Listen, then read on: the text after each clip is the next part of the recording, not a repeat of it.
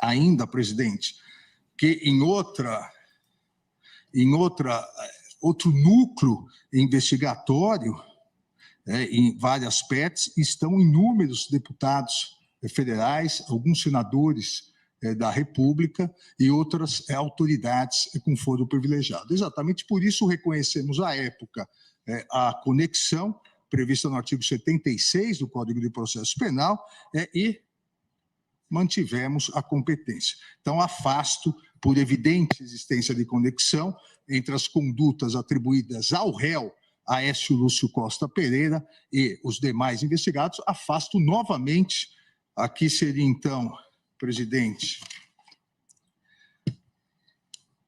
a 1.346 vezes nós estamos afastando a incompetência. Ele quase falou 300ª, meu querido Jorge Folena. O Alexandre de Moraes está lá inspirado, fazendo a leitura dele nesse momento histórico do STF. Seja muito bem-vindo aqui ao Giro das 11. Jorge Folena, para comentar um pouco esse universo em ebulição no campo do direito do Brasil e também da política. Eu queria te saudar efusivamente com todo carinho. Saudade de você, meu querido Jorge Folena. Está em todas agora, hein? Você estava lá no Boa Noite, tá? Você tem o seu programa, né, na internet. Eu quero que você convide as pessoas para assistir o seu canal também, o canal aí do coletivo que você coordena com tanta competência, e comentar um pouco esse momento do STF nesse julgamento histórico, meu querido Folena.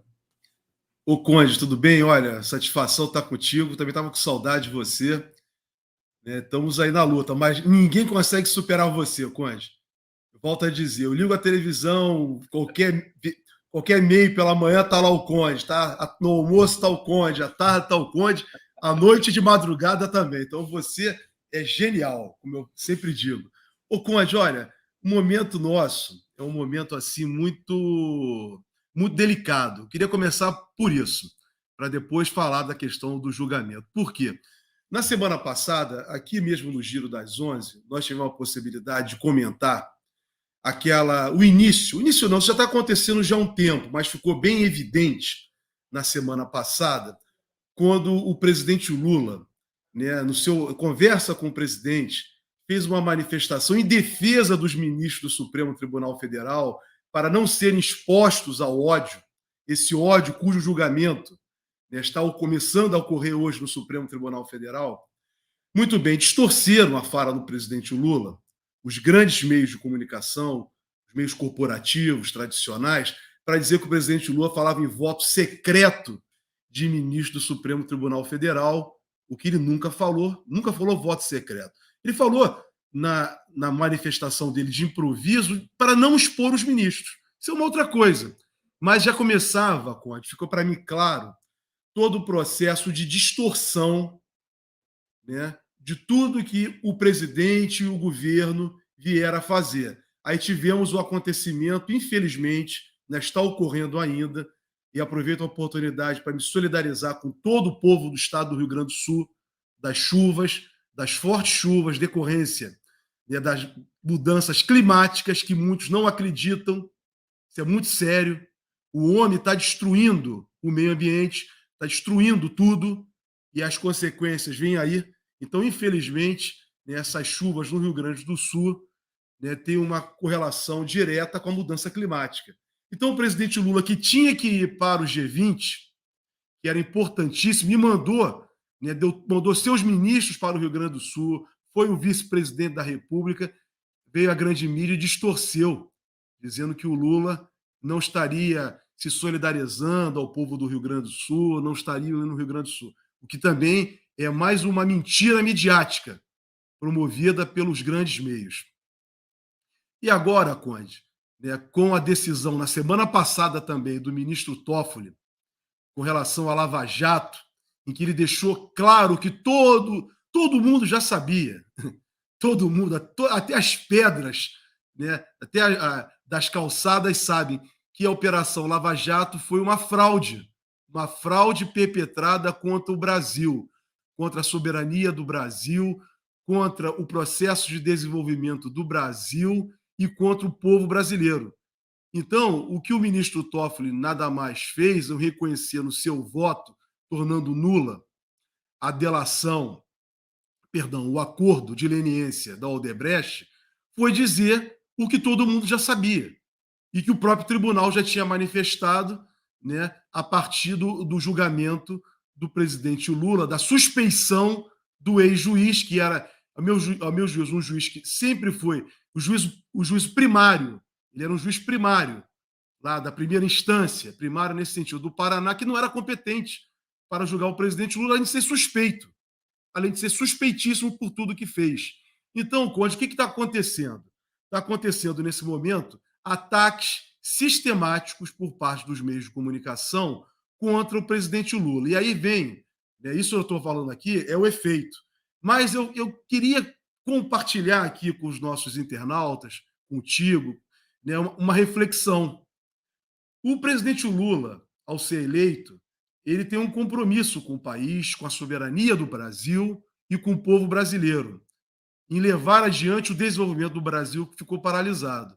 Para isso, ele precisa ter posições muito mais contundentes, né, como teve no passado. E hoje, o mundo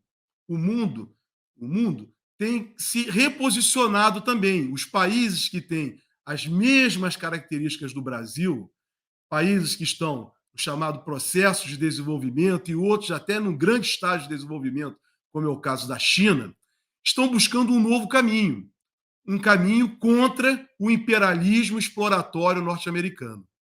Então, a partir do momento em que o presidente Lula, desde o seu primeiro dia de mandato, tem se colocado com muita clareza, quando ele foi, por exemplo, visitar o presidente Fernandes na Argentina e propôs uma moeda do Sur. O presidente Lula tem sido, né, não importa se certo ou errado politicamente, mas ele tem colocado com clareza, né, se colocado contra o domínio do dólar. E quando eu falo aqui que ele se está certo ou errado, é talvez o melhor momento para apresentar essas ideias, mas ele já apresentou, se colocou contra o domínio do dólar, que é um domínio equivocado, é um domínio imperialista americano diante dos demais países. Então, o presidente Lula tem se realinhado, né? Teve a reunião dos BRICS na África do Sul, em que novos países passaram a integrar, em que o chamado o mundo sul global, né, que são os países em desenvolvimento, estão tentando buscar um novo realinhamento. Então, Conde, essas coisas incomodam o império. E ao incomodar o império americano, né, aí vem um problema que nós já sofremos aqui no Brasil e diversos outros países também sofreram, que é a chamada guerra híbrida. Então, eu quero colocar isso logo no início do nosso papo aqui, para chamar atenção para todos nós ficarmos atentos, né, que não é apenas confrontos ou então discordâncias internas no campo da política nacional. É muito mais. Isso aqui eles estão utilizando para sabotar o governo. Mas eu levanto como hipótese, ainda não estou afirmando, levantando como hipótese que podemos estar em vias de sofrer mais uma guerra híbrida, como aconteceu com o governo da presidenta Dilma, desestabilização do governo da presidenta Dilma, e também numa tentativa de extinção do Partido dos Trabalhadores e também do presidente Lula, o antipetismo e o antilulismo, que fazia tudo parte de um projeto só, que levou o Brasil a perder a Petrobras e os campos do pré-sal. Como disse o Arbex insistentemente aqui, Folena, no depoimento do Walter Delgatti à CPMI dos atos golpistas, ele disse que o Alexandre de Moraes foi espionado num dado momento, que um país espionou o Alexandre de Moraes. Ele quer saber que país foi esse, né? Quem que mandou? Por que as pessoas não estão comentando isso? É grave, né? Eu acho que faz parte, inclusive, desse rol aí da guerra híbrida. Eu acho que a guerra híbrida simplesmente não cessa, Folena. Eu acho que ela tem intensidade maior e intensidade menor, né?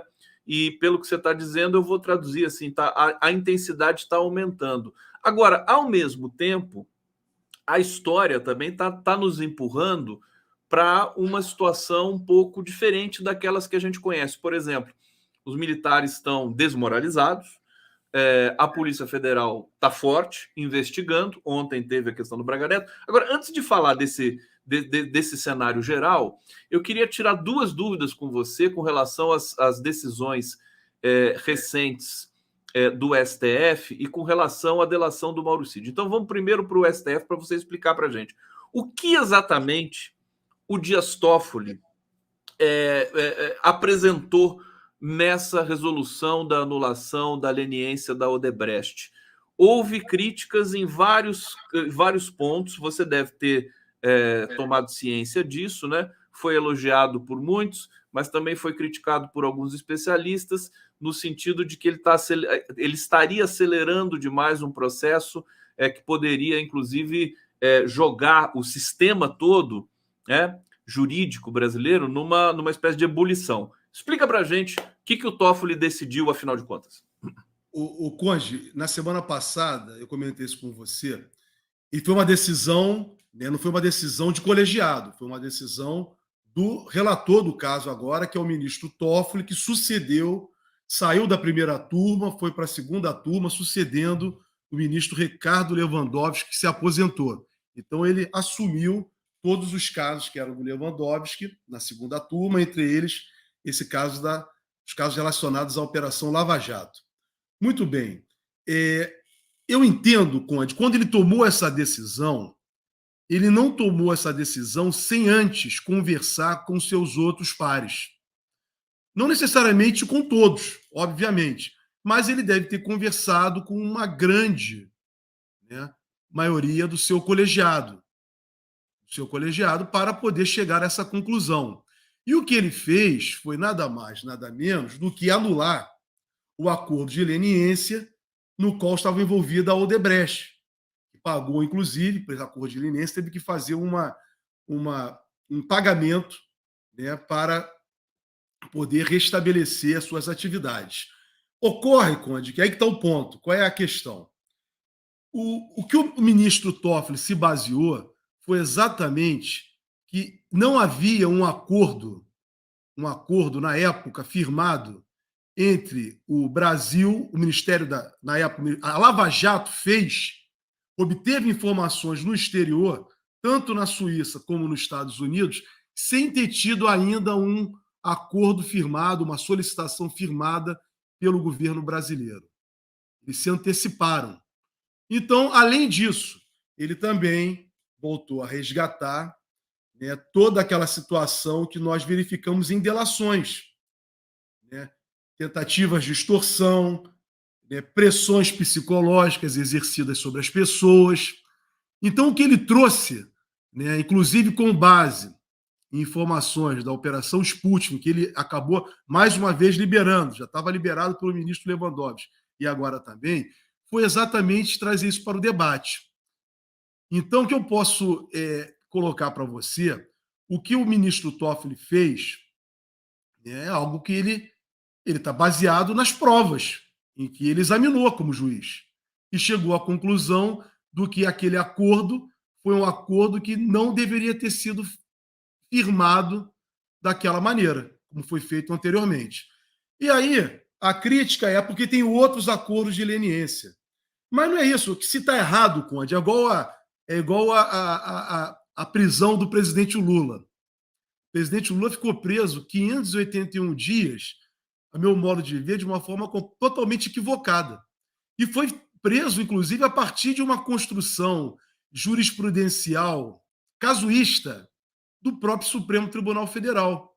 A partir do momento que, em 2016, num processo que era relatado pelo falecido ministro Teori Zavascki, mudou o entendimento da presunção de inocência. E a partir daquele momento em que, né, se possibilitou a prisão com base, né, se valendo o Supremo Tribunal Federal, se valendo não da Constituição, mas se valendo da Lei Ficha Limpa, que diz que perderia, né, ficaria inelegível quem for condenado em segunda instância, começou-se a construir que a presunção de inocência não precisava ter o trânsito em julgado de um processo criminal. Bastava a condenação até primeiro e segundo grau, ou em segundo grau apenas. Então, ali começou, você veja, cronologicamente, se inicia a ação criminal forjada, sem provas, fantasiosa, da Lava Jato contra o presidente Lula, dizendo que ele era dono do triplex e depois lá do sítio de Atibaia. E se valendo de delações, esse processo correu de forma, né, dentro da Lava Jato, de forma jato também, o que não é normal. E o presidente Lula foi condenado no Tribunal Regional Federal antes da eleição de 2018, porque tudo aquilo foi feito para o Lula não disputar a eleição de 2018. Então, tudo que aconteceu no sistema de justiça brasileiro entre 2014, vamos colocar assim, 2016, mais exatamente. Isso porque eu não quero me ficar, Conde, né? Não quero voltar ao mensalão. O mensalão também foi uma outra grande farsa. Aliás, era oportunidade para voltar lá também. Todos lembram da tese do domínio do fato descabida. Na verdade, eles queriam dizer que o chefe da organização que eles inventaram era o Lula. Era o Lula. E aí foi para o Zé Dirceu e outros. Então, esse processo que vieram chamar aqui no Brasil de lawfare, mas isso sempre existiu na história, que é empregar o poder judiciário para perseguir os opositores, isso não é novo. Eu me lembro que no 18 Brumário de Luiz Bonaparte, Karl Marx coloca lá, com muita clareza, todos os líderes da Revolução caíram nos tribunais.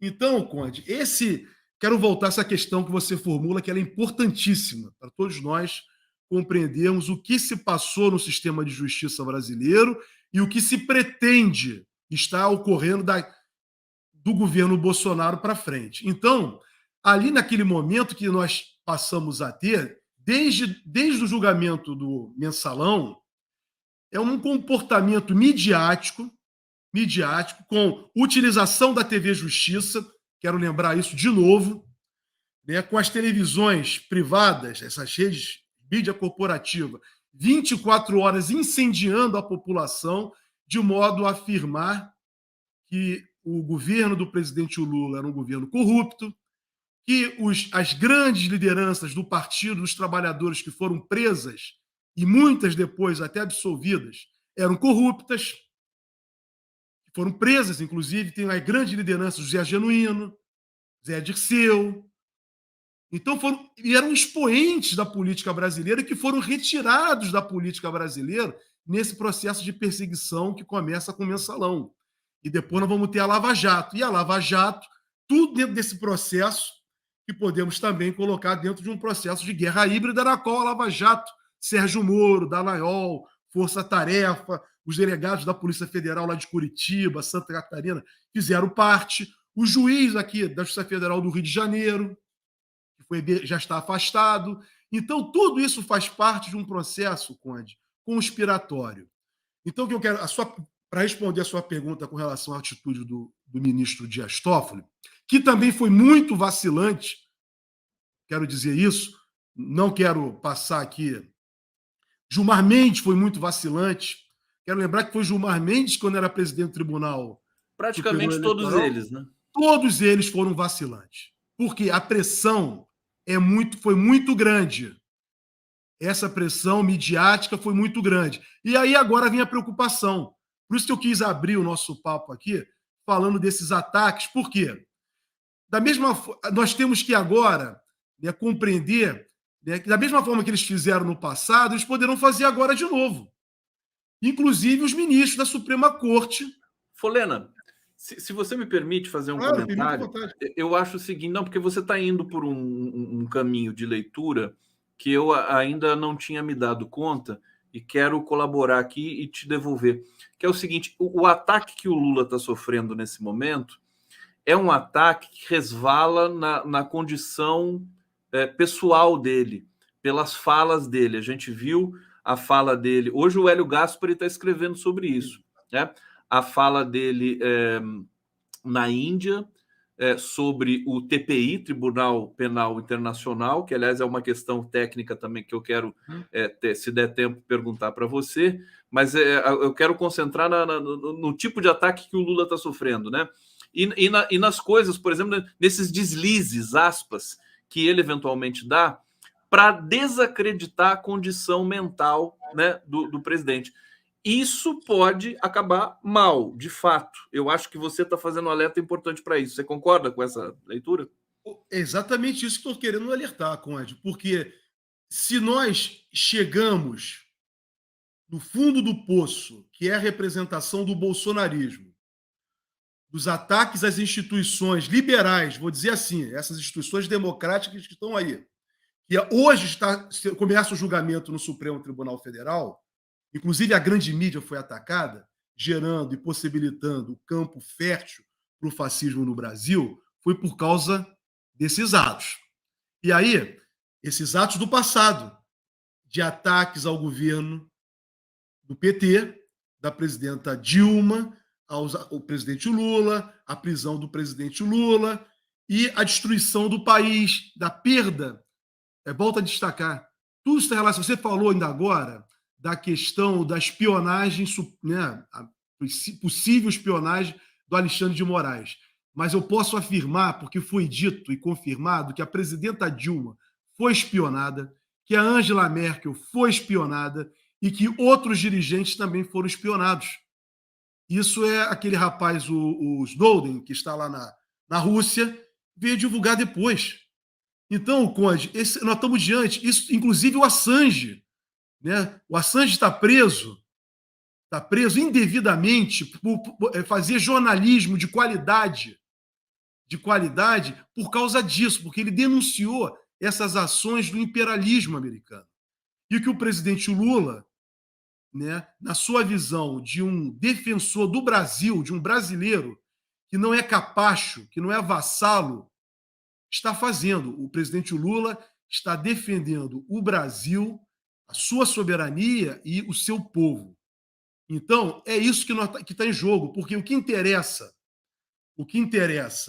né, a essas forças estrangeiras que sempre exploraram o país é exatamente governos que sejam, né, capachos, como vimos, né, infelizmente, quem apresentou a Ponte para o Futuro, que iniciou o processo de destruição brasileiro, fortalecendo as políticas neoliberais, foi o governo de Michel Temer.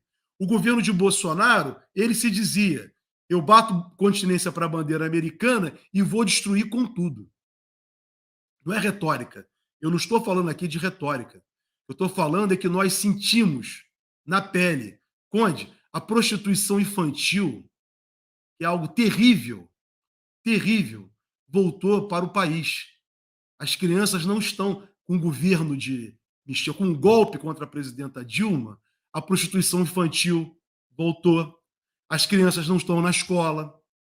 Agora nós estamos recomeçando esse trabalho. Olha as dificuldades, olha as amarras que continuam sendo impostas. Mesmo o presidente Lula aprovando, quando assumiu, uma emenda à Constituição para poder assumir o governo com algum orçamento, que não tinha orçamento nenhum, foram impostas amarras. O marco fiscal aprovado pelo presidente Lula e pelo ministro Haddad, que é algo que eles conseguiram, ainda tem muitas amarras, mas foi o que eles puderam. Porque quem está controlando, na verdade, são interesses muito interesses que não têm nada a ver com o nosso desenvolvimento. Quando a gente vê o governo tão cuidadoso assim, né? Porque vamos admitir, vamos combinar que o Haddad, o Lula, né, nessa negociação com o Congresso para aprovação da reforma tributária, do arcabouço fiscal, foi cuidadoso. Inclusive irritou setores da militância, dos apoiadores do Lula e tudo mais. Agora, em se tratando de Brasil, em se tratando do momento crítico que o Brasil viveu com relação à democracia de golpe, quer dizer, a gente entende por que o governo está cuidadoso. Aliás, ele começa a ganhar uma consistência maior agora, já vista a desmoralização das Forças Armadas e a desmoralização, meu querido Jorge Folena, da própria imprensa convencional. Quer dizer, eles meio que fazem uma parceria com essas ameaças, essas ameaças das Forças Armadas. Eu me lembro que o Vilas Boas, o general Vilas Boas, tuitava, era um acontecimento, né? A Globo dava, a Folha de São Paulo era manchete e tudo mais. Hoje, se o Vilas Boas ou outro general tuitar, ninguém vai falar nada, porque não tem mais, né, a importância, vamos dizer assim, né, das Forças Armadas se reduziu bastante nesse sentido político, que é muito bom. Deixa eu ir para o bate-papo, para seguir em frente aqui com o meu querido Folena, que está brilhante hoje aqui, como sempre, aliás, como de costume. Antônio Marcos Donaton, sou professor, tenho vergonha da categoria e da entidade que nos representa. Ele está se referindo aqui ao governo de São Paulo, que não tem uma oposição à altura, precisa ter uma oposição aqui no estado de São Paulo para o Tarcísio não fazer tantas atrocidades como ele tem feito.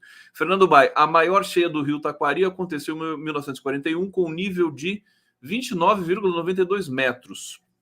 Em 2023, o nível alcançou 29,62 metros.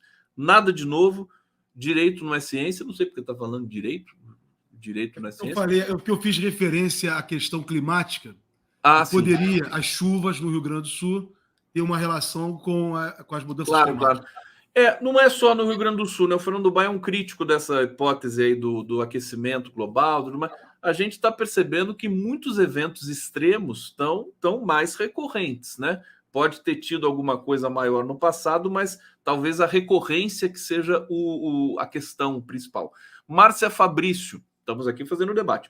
Se não acontecer de nos organizarmos e irmos às ruas, perderemos tudo. Temos de sustentar o governo popular, manifestando a vontade do povo. Rua. Salma Vilaverde, faço votos que seja na atualidade passado a limpo os militares golpistas, devotos à ditadura, tortura e AI-5, interdição, criminosos. Comissão da Verdade poderia aproveitar esse gancho. Sem anistia, justiça seja feita. Josi Gomes, é um alerta o que o Folena está desempenhando aqui. Beto Silva, excelente Folena. Marcolino, Folena e Conde, a ideia é minar o ícone histórico Lula para as próximas gerações. Para isso, precisam minar esse governo, rotular de racista e de senil para 2026, entre outras coisas que nem sei.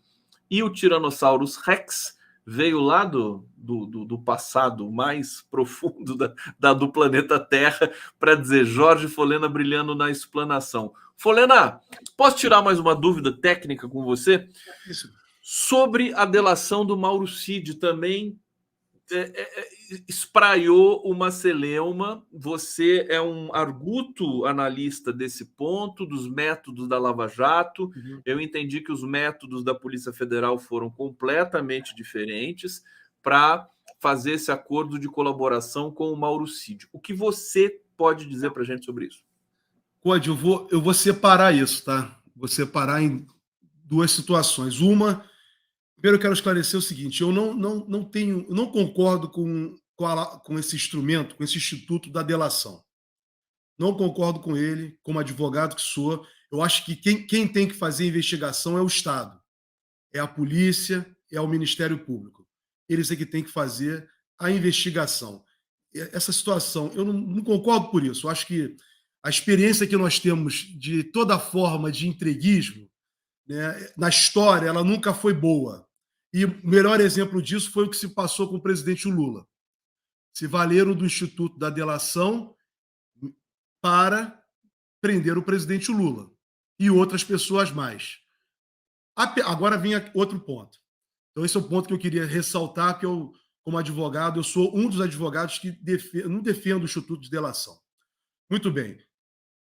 Existindo o Instituto da Delação e sendo colocado em prática, e aí foi colocado aqui no caso do Mauro Cid, e também valeu lá para o caso da Lava Jato, a jurisprudência do Supremo Tribunal Federal se posicionou com clareza que não basta apenas a delação. A delação é uma forma de colaboração, porém tudo aquilo que foi delatado tem que ser ratificado por provas.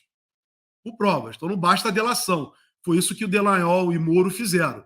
Se valeram de delações para condenar pessoas. Então isso hoje, na jurisprudência do Supremo Tribunal Federal, na lei também, é muito claro. Tem que ter a ratificação de tudo aquilo que foi dito, delatado, tem que ser confirmado. Então, agora vem o caso da delação do Cid. Olha, o Conde, não vou falar especificamente do caso concreto, porque eu sou advogado, tenho que respeitar a questão ética, né? Tem colegas atuando. Não vou me referir ao caso em particular. Vou falar com uma situação em tese. O que está em jogo aí, né, nessa manifestação do Cid, é uma mudança completa de comportamento dele. Veja que ele foi na CPI do 8 de janeiro fardado. Inclusive fazendo, né, utilizando as Forças Armadas, o Exército Brasileiro, no enfrentamento contra o Congresso, contra a Câmara e o Senado. E lá desafiou, inclusive, os parlamentares em se manter calado. Ocorre que depois as coisas foram se agravando, né, outras informações vieram, veio o caso do pai dele, né, veio o caso das joias, da venda das joias, a participação dele, comparecimento dele para receber esse dinheiro lá fora. E aí vem o Conde, politicamente, juridicamente, eu posso dizer o seguinte: houve, nesse momento em que as coisas se agravaram, houve a mudança da defesa, que é um direito que ele tem também, né? Começou a ocorrer, Conde, diversos porta-vozes, eu conversei isso aqui contigo, tanto no meio, no meio da imprensa tradicional, como também alguns intelectuais, a dizer que o Cid não ia fazer delação, que se ele fizesse delação, ele seria expulso do Exército. Inclusive, ressuscitaram aí o regulamento do Exército para a questão de delação. E ficou, né, foram ameaças que foram apresentadas. O advogado do Mauro Cid foi, né, o meu colega, de alguma maneira, foi exposto na mídia, né, na mídia tradicional, inclusive com esses enfrentamentos. E ele não permitiu, né, o meu colega não permitiu que isso acontecesse, está fazendo o trabalho dele, como ele acha que tem que fazer, ele que conhece o caso, e está conduzindo da melhor maneira possível. E o que surgiu depois foi uma mudança total. Então, né, a informação eu não li, não posso falar sobre o que eu não li, mas a informação que nós temos é que, de fato, houve uma delação e que essa delação foi homologada pelo ministro Alexandre de Moraes. Está de posse desse documento. E aí, Conde, as coisas começam a mudar. Né? Já é um outro cenário. Então, com certeza, com essa delação, aí aquilo que você me perguntou, né, tecnicamente respondendo, vai caber agora à polícia, né, se ela já não tem elementos para isso, mas buscar, né, elementos que ratifiquem essa delação, inclusive com outros personagens.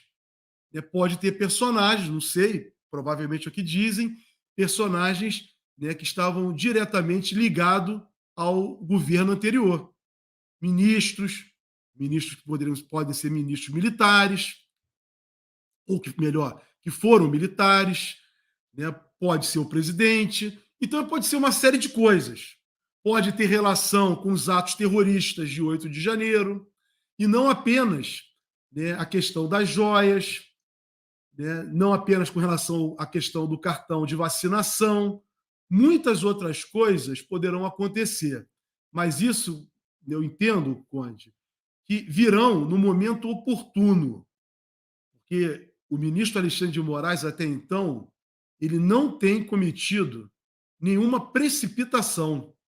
Tem feito passo a passo. Ele e a polícia que está atuando, os policiais federais, né, que estão atuando sob a supervisão dele, que é o relator do processo, né, está atuando à frente desse caso. Então, eles estão atuando ponto a ponto. Veja, nós não sabíamos, nós desconfiávamos que Bolsonaro não tinha sido vacinado. E aí descobrimos que, por meio de isso vai ser agora que vai ser, de fato, não, você veja. Então, eu estou te mostrando que as coisas estão acontecendo, Conde, passo a passo. Sim. Então, eu entendo, aí sim, também quero dizer, ressaltar, que o ministro Alexandre de Moraes está certíssimo. Aos poucos, uma investigação não pode ser como fez Deltan Dallagnol. Eu tenho, como ele falou na época do PowerPoint, ele tem convicção. Quer dizer, não é assim, não é que eu acredito. É outro mundo. Né? Eu tenho que provar, porque são coisas sérias. Então é assim que eu tenho visto.